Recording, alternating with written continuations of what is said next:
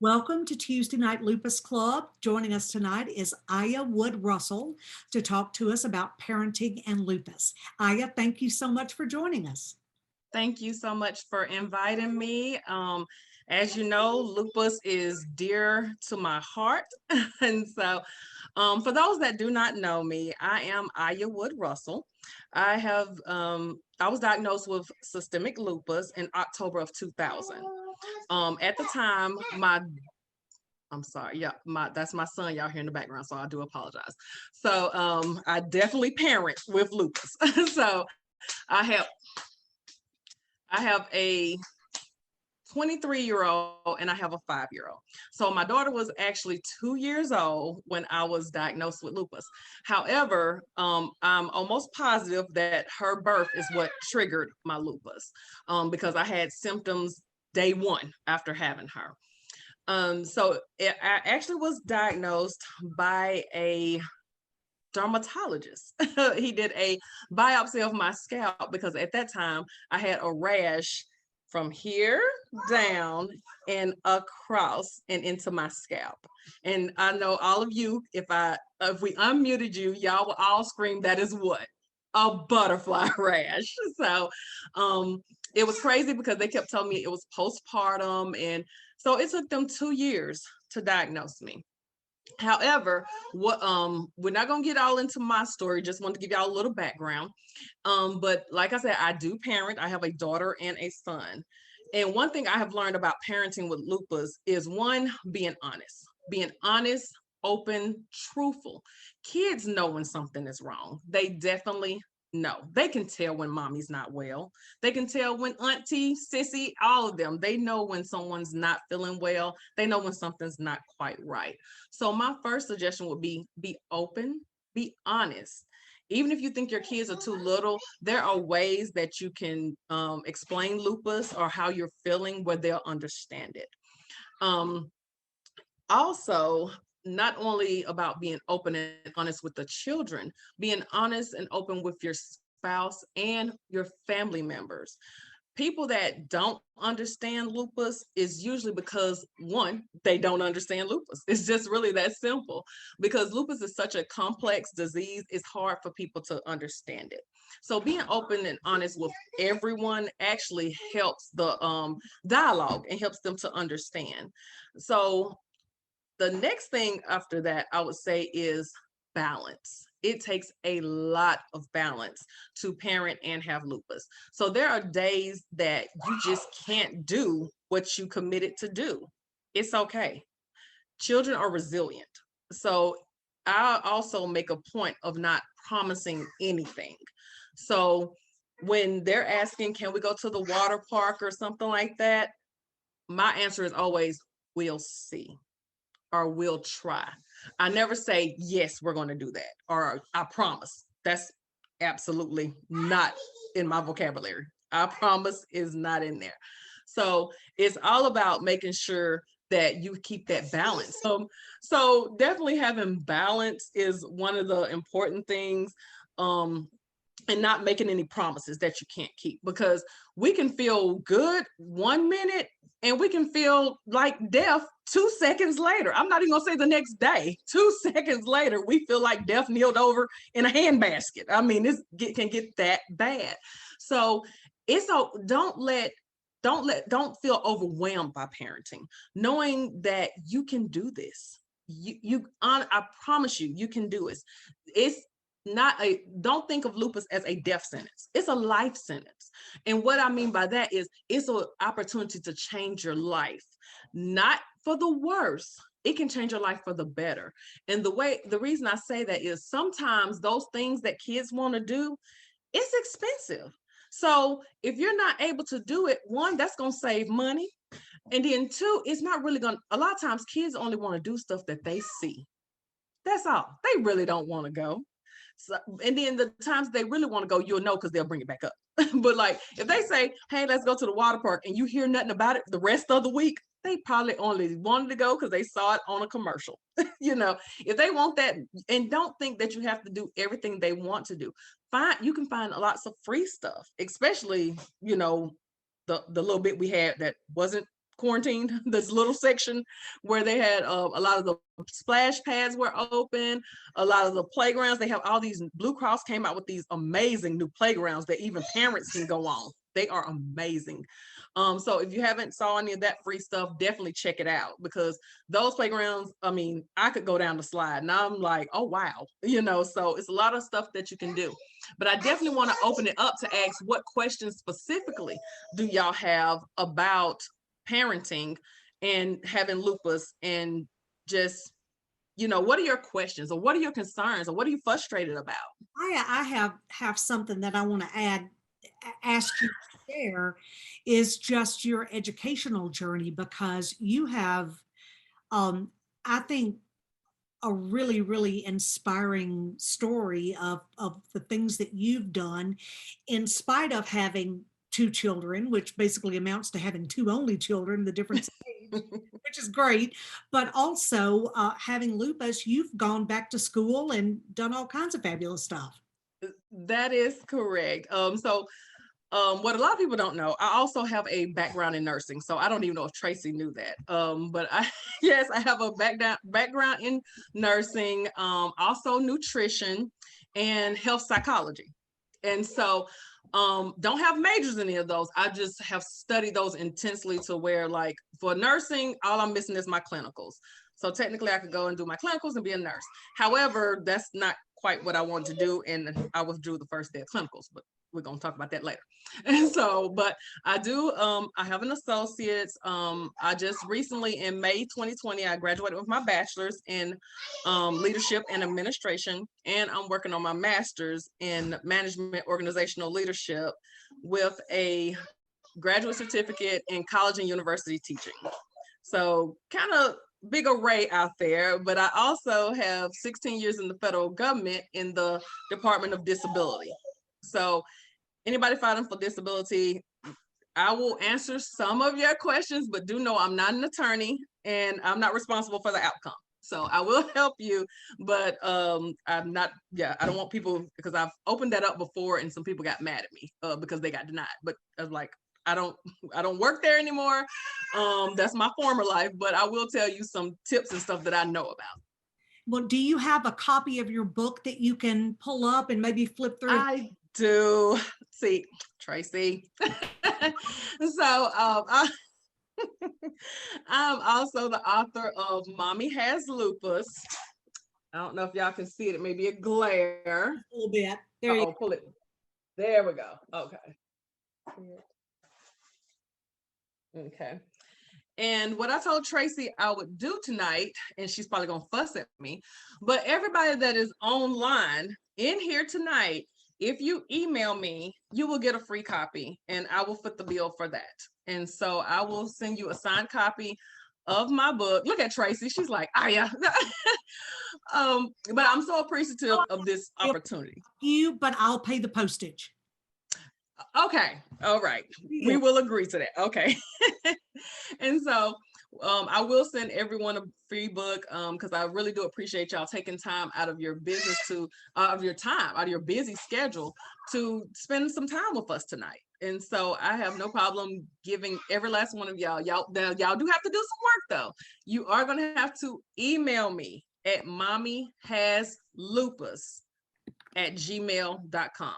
I put it in the chat. It's over in the chat. And so you will have to email me. You will have to give me your name and your mailing address. That's all. If you want it personalized, you have to tell me how you want it personalized.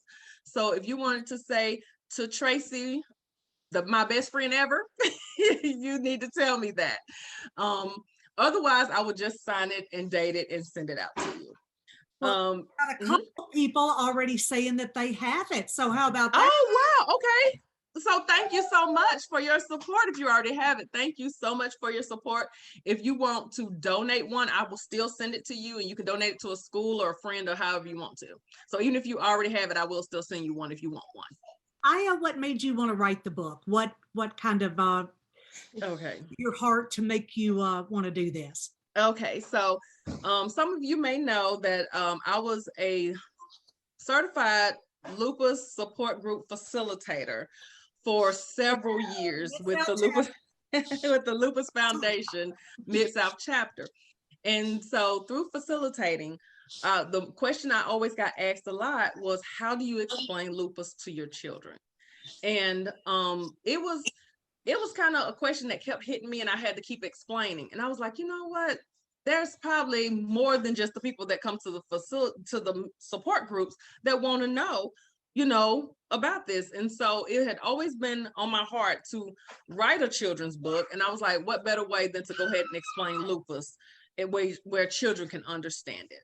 And so it was definitely a labor of love. It took me 4 years to get it published, to find the right fit with the publisher, the illustrator, and all of that. And so it was finally published in 2018, and I have been distributing it ever since. That's like your third child, isn't it? It is. It is. In talking about parenting, I think we all compare ourselves to other parents. There's always somebody who seems to, never have spit up on their shirt and everything. How have you kept yourself from comparing your ability to do things with your kid to other parents?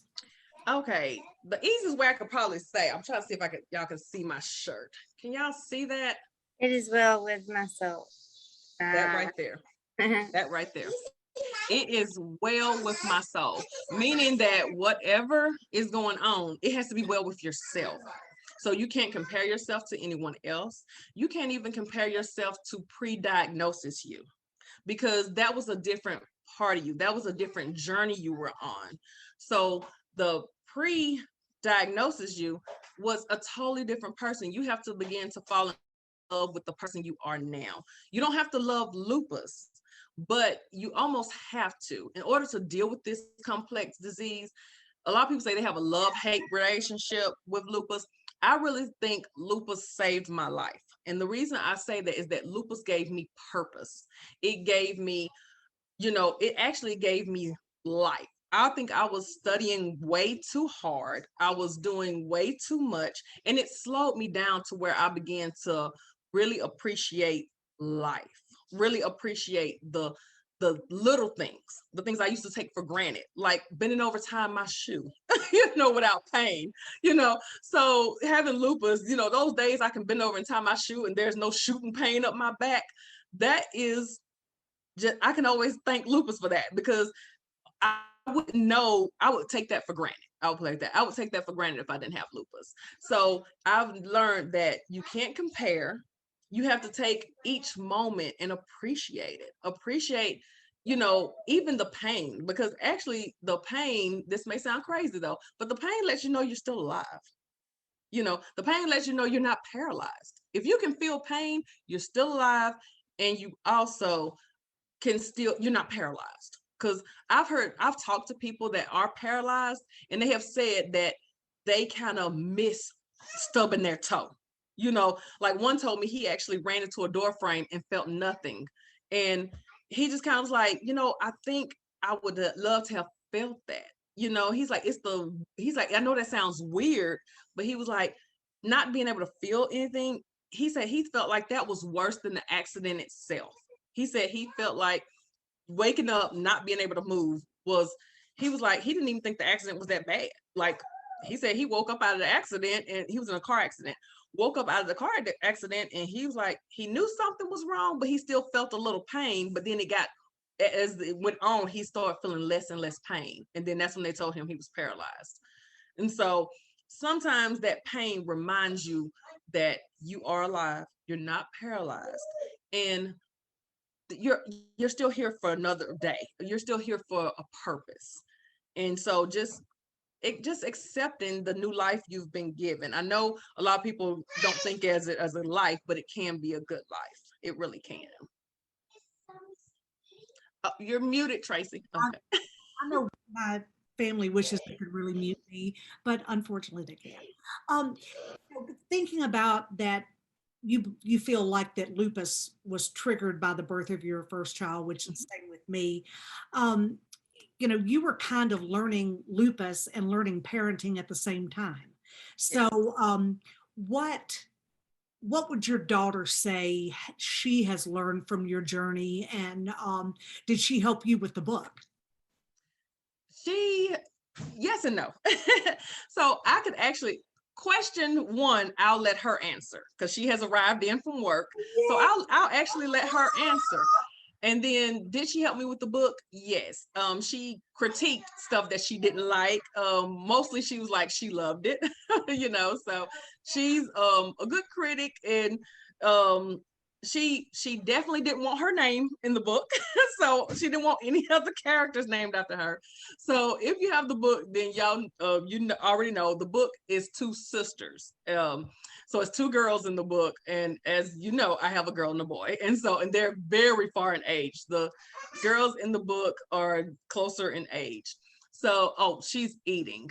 Okay, she said she's gonna come over though, because she definitely wants to tell y'all. They would like to know. Shy. No, she is not shy. You cannot be my child and be shy. So I'm gonna let her. I'm not gonna let her sit because it'll be. Stop. Okay. All right. Just a second. Okay. So Tracy, you want to ask that question one more time? This is Anaya, everyone. This is my daughter. I haven't seen you. Okay. I just asked your mom, since she kind of learned to live with lupus and learned to be a mom at the same time. What were some of the things that some of the ways that I guess that affected you, and the things that you learned about living with a mom with chronic illness? And did you help with the book? Oh, look at I have to learn to be patient as I was growing up, not realizing that I didn't know why my mom was always tired, why she didn't get to do as many activities that I had wanted to do. She was just tired a lot. It's like, oh, I don't feel good. We'll just sit this out. Next time we'll do it, or next time we'll do it. Just go over and over. But we did eventually do what we planned to do. It's just it has to be pushed back, or we have to do it when she feels better. Like we just can't plan something and most likely her lupus will flare up. So we have to do spontaneous trips out the blue. Like 2 weeks ago, we just went to Gatlinburg, and we just did that one out the not really planning for it. Just because she feels good, she got the energy for it. Like let's go before something else happens to her. Awesome. Well, what about the book? Did you help put the book together? A little bit, I did. Well, we understand that you maybe offered a little constructive criticism. Maybe. I did because she wanted to put my experience in the book, so I was trying to give her most of my experiences so she can use it in the book, just from how I grew up seeing her act and how she wasn't feeling good or she was feeling great. Or just sometimes also with having your lupus medicine, your medicine kind of alters how you are, changes your attitude. You could be real nice on a second, take your medicine, and sometimes it can make you bipolar because you never know what your medicine's gonna do. Okay, let me clear that up, y'all. She's talking about the prednisone. She's talking about the prednisone. She's like, let me make all need. We all make sure we make that completely clear. She's talking about prednisone. Well, now, tell us what you're doing now, what your profession is, and if being with your mom and knowing about lupus helps you in your profession. So right now I am a hairdresser, and it really has helped a lot because I know that a certain amount of people that have lupus, they either get alopecia or they have certain bald spots that don't grow back. So it has helped because I have to do my mom's hair. So it's really good for me to practice on her, so I'm able to see other people's issues. So I'm also able to help them grow their hair back. Awesome. Any tips for our participants on taking care of their hair? Make sure you drink a lot of water. I always tell people treat your body and your hair as if you're a plant. So if you don't if you don't water your plants, it's gonna die. So if you don't water your hair or keep it hydrated, it's gonna die eventually from not having all the moisture and hydration that it needs. Good thinking.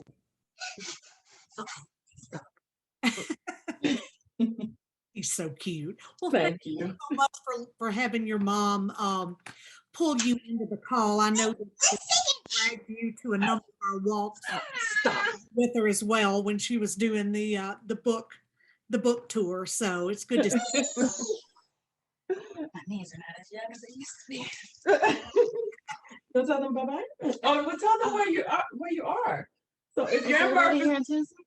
most of them. Oh, So, okay. will you tell them? So my salon that I work at is called Star Styles Beauty Studio. It's located off of 220 Veterans Parkway in Murfreesboro, Tennessee. All right. You gonna tell everybody bye-bye? Bye. It was really nice meeting you guys. You too, sweetie. No, you over there. You're still alike, though. Oh, stop. Oh, I'm so sorry.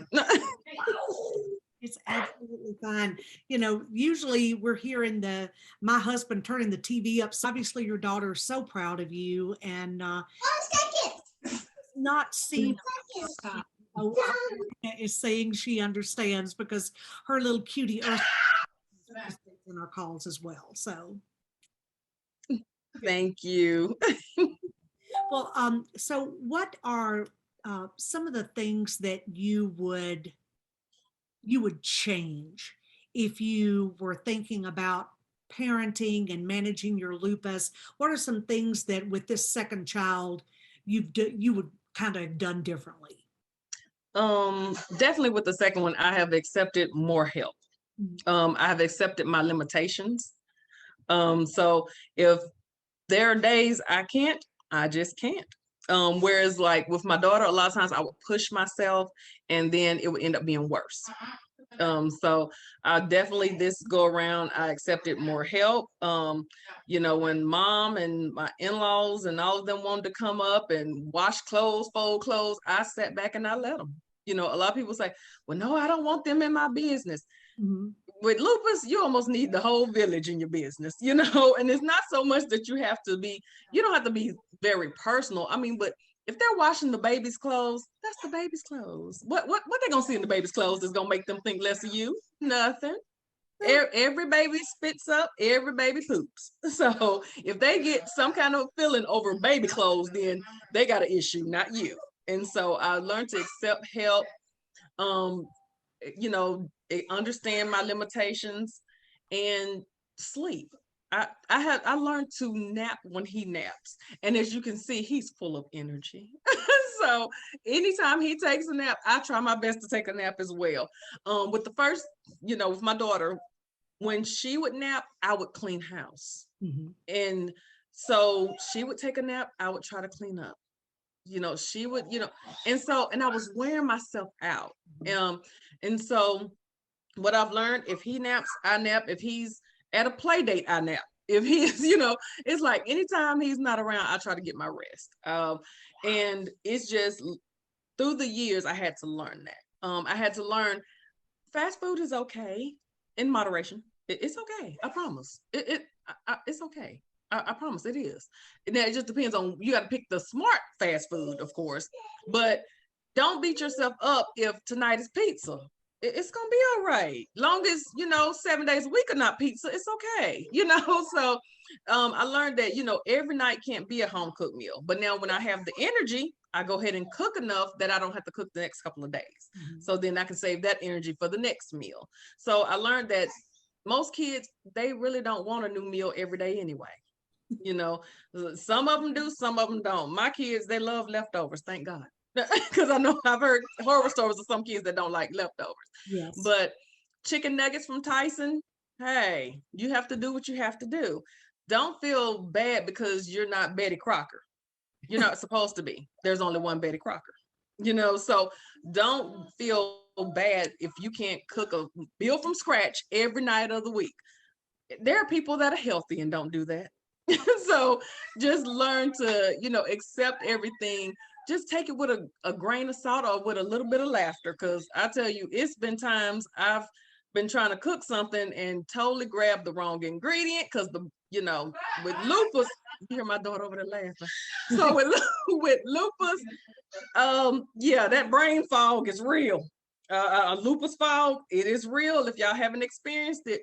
So I've had to throw out whole pans of macaroni and cheese because yeah, I ain't even gonna talk about it, but a whole pan of macaroni and cheese went to the trash. So there's been sweet tea that had salt in it, blessed Lord. So that had to go down the drain. Is so just I'm telling y'all, it was white, so I grabbed it. That's all I'm saying. So take some humor with that. When stuff like that happened, when I was in my younger days, I would sit on the floor and cry. It would just wreck my whole world. Now I'm like, oh well, and I dump it out and start over. It's just like that's what they make grocery stores for. And thank God Walmart is usually 24 hours. Okay. So, and then sometimes I'll laugh it off and say, I guess we wasn't supposed to have tea tonight, and my daughter just laugh. Now my son, he may have a meltdown, but he'll be okay. He'll learn. I know we've got a lot of folks on here that I know have either got little kids still or grown kids. Does anybody have any questions for Aya or any comments from your own experience? I know T's bound to have something.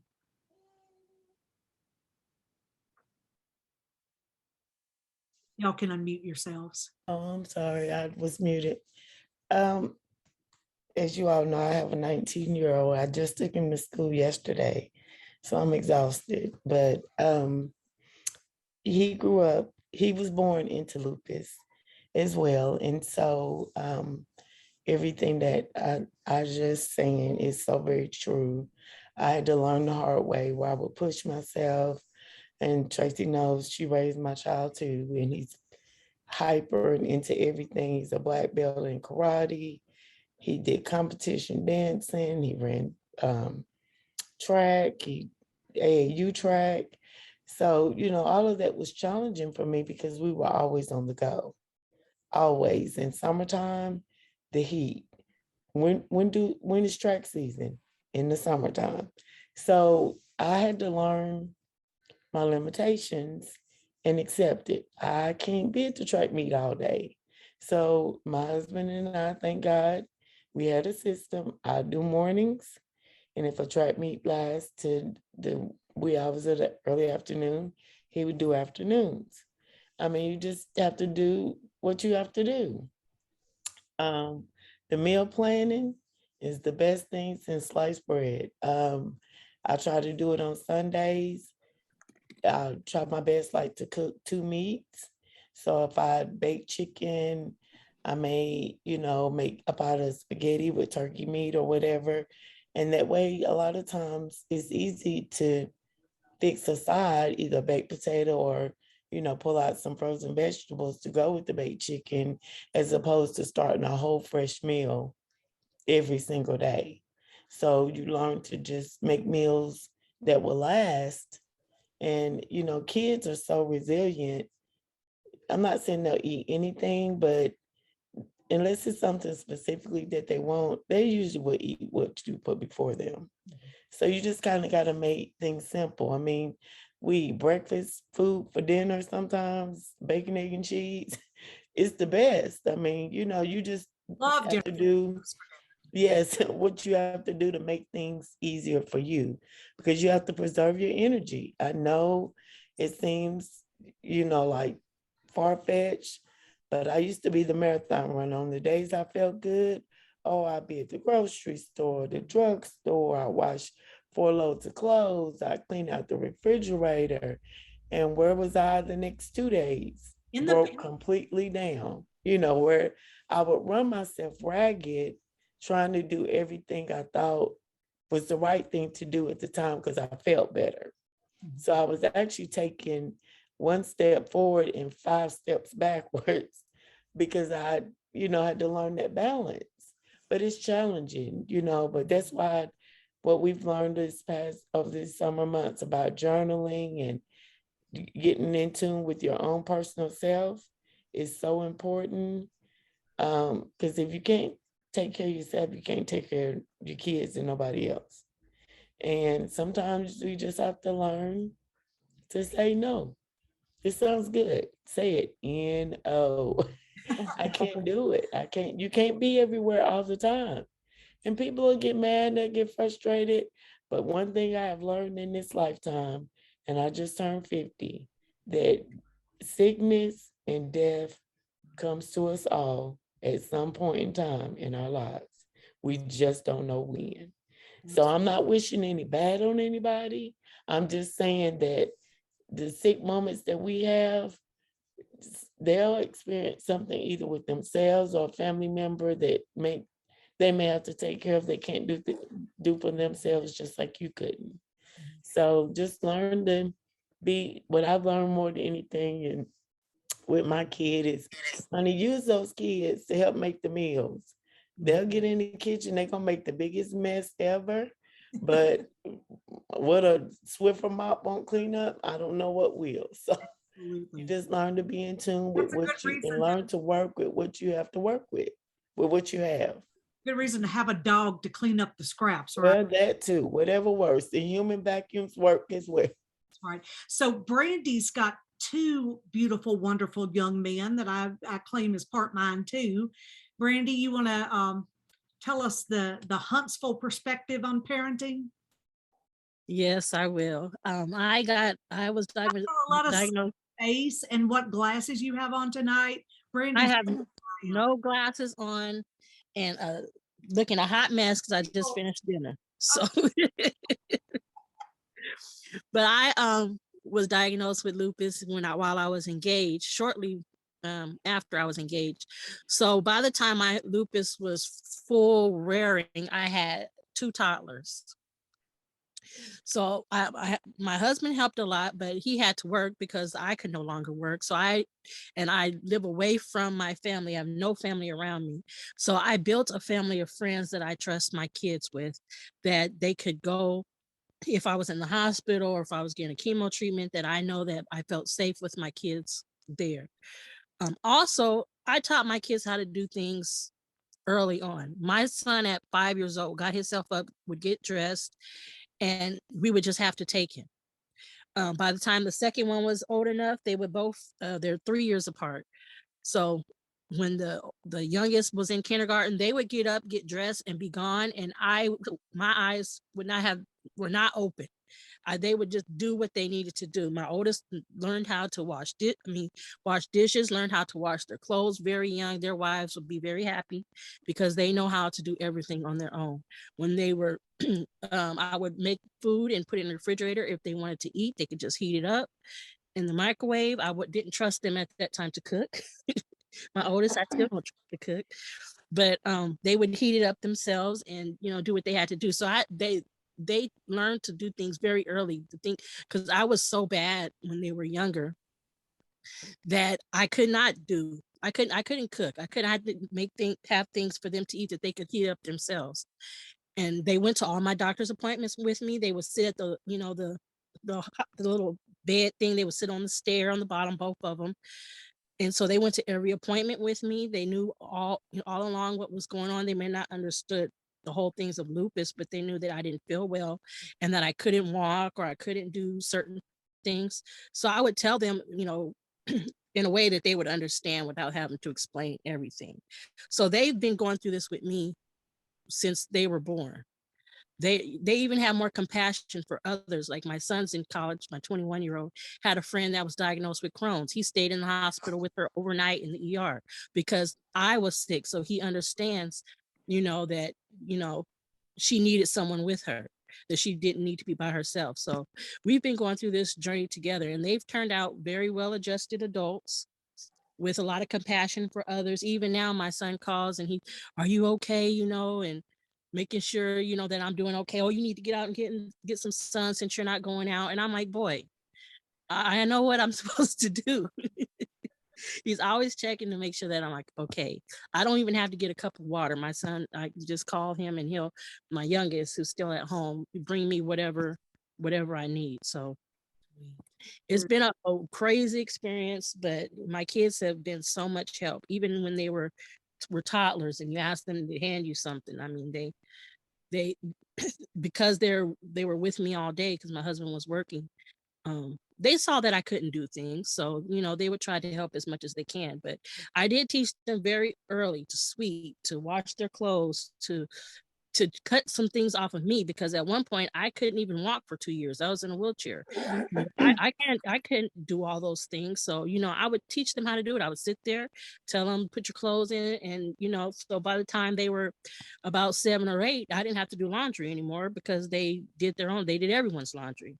So that's how I didn't try to do everything myself. And the person before I had lupus, I would try to do everything myself.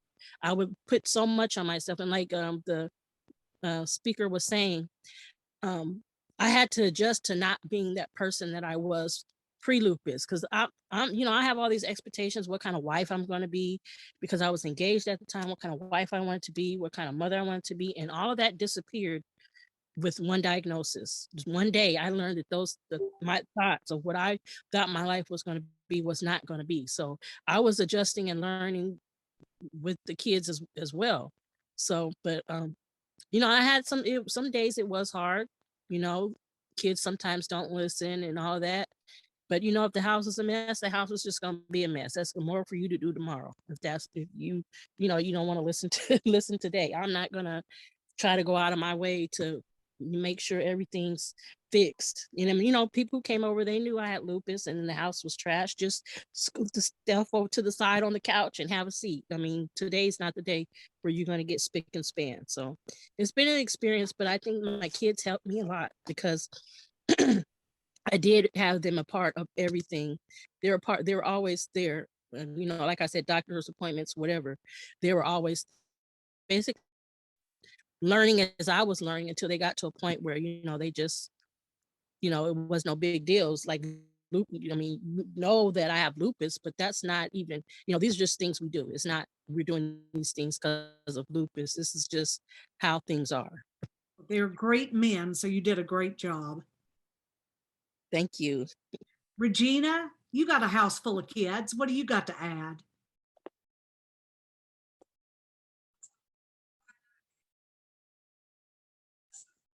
You're muted. Wait. Can we hear you?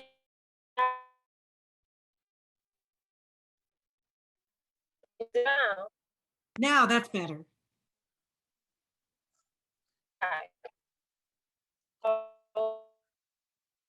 Yeah, we're still getting a tinny sound, so. Okay. It's probably because I'm in the That's car. better. That's better. Okay. So the oldest, she helped me through dealing with my son that's in college now.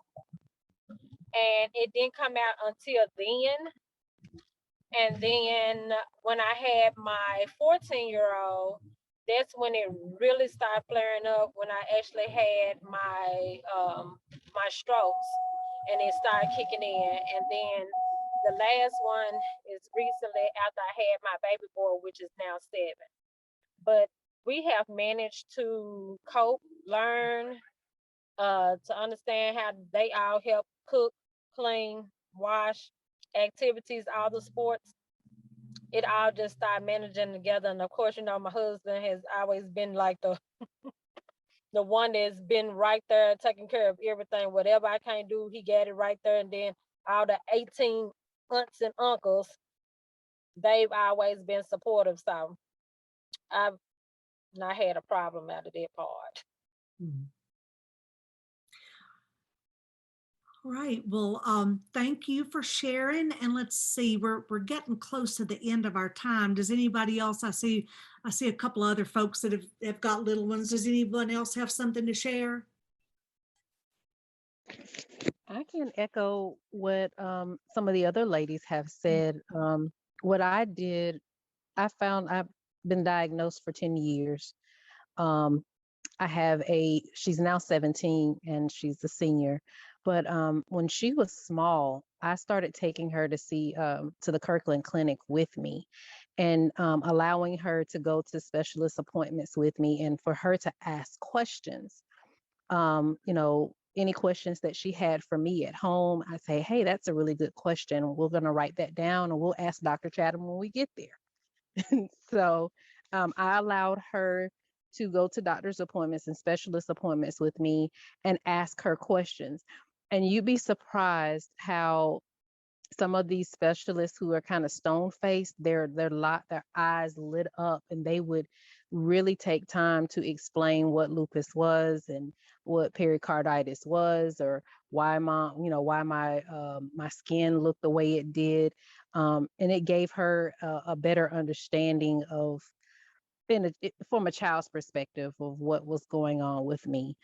I also took her to support group with me when we had in-person support group. I took her to support group with me. We did the lupus walks together. We, made signs, and I made it a teaching tool. And I, incorporated math and science and told her about how, lupus was a math and science thing. And I told that's what she learned about being a researcher and the different types of physicians by going to the doctor with me. And now she wants to be a rheumatologist. Awesome. Yeah. My son is 6, and my Dr. Chatham and I, we joke that he's our son because I had to get, I'll say approval, put that in quotation marks. He said that it wasn't safe for me to get pregnant. So when it was safe for me to become pregnant, he allowed in so many ways me to go ahead and conceive. And so, Dr. Chatham was there the entire time I was pregnant. He was there actually when I delivered my baby. He came to see him in the NICU. And so I've done the same thing with him. He's only 6, so there's so much that he understands right now, but I have also taken him to doctor's appointments, and let him talk to specialists. Hopefully we'll be able to get back to some of the other fun stuff so that he can attend and he can, meet other people and other kids in the same situation that he's in. But I've tried to explain to my children in the terms that they can understand why I cannot do or why I do the things that I do. And that has been very helpful for them. And then that's been helpful for them to explain to their friends why things happen a certain way in our home or why we don't do certain things in our home. I too have taught my kids how to, do light cooking for themselves and how to clean things up so that it takes some of the burden off of me. And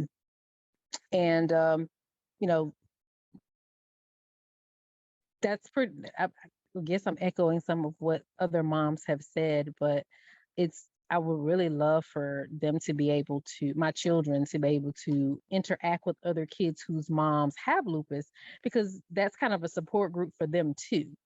Because a lot of kids don't understand, well, why can't I spend a night at your mom's house? Or why is your mom on a walker this week and she wasn't on a walker last week? Or, right now I've lost my vision. And so the kids are, like, why does your mom wear glasses? So if, they were able to mingle with other children that understood what they were going through, I think that would be that would be a positive thing for the kiddos when life gets back to a new normal. Well, next week, Alicia from GSK is going to talk about parenting resources. I'm sorry, not parenting. That's tonight.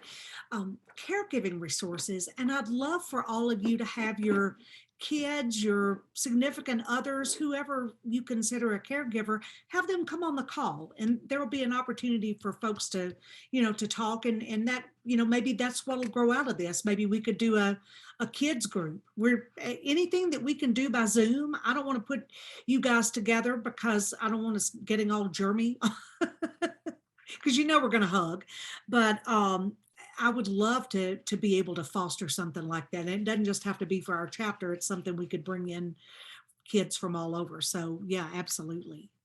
Well, Aya, let's swing it back to you. I think you've inspired everybody, and not only by the things that you've done with your kids, but the wonderful things that you've done on your own, and very excited to be able to get your book out. Do you have anything to wrap up? You've been absolutely fabulous.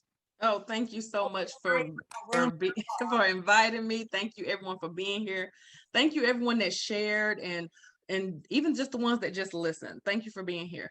Like I said, you can get a free copy of my book, Mommy Has Lupus. It is a children's book, but hey, you can have it. I don't have a problem with it. There it is. That's what it looks like. You can email mommyhaslupus@gmail.com. Someone said about connecting, after the session. So I'm on Facebook as Aujia Wood-Russell, and I'm also as Instagram as Aujia Wood-Russell without the hyphen. And so you can contact me there and connect with me. And I just want to thank everyone. And if you ever need anything, I kid you not, y'all are more than welcome to email me. You can instant message me. I'm always open to talking. And like Tracy's, I said in the beginning, if y'all didn't hear, I am a certified, so I am certified support group facilitator. So Tracy's trained me, so I've been trained. So if y'all wanted to talk, I am open to that as well.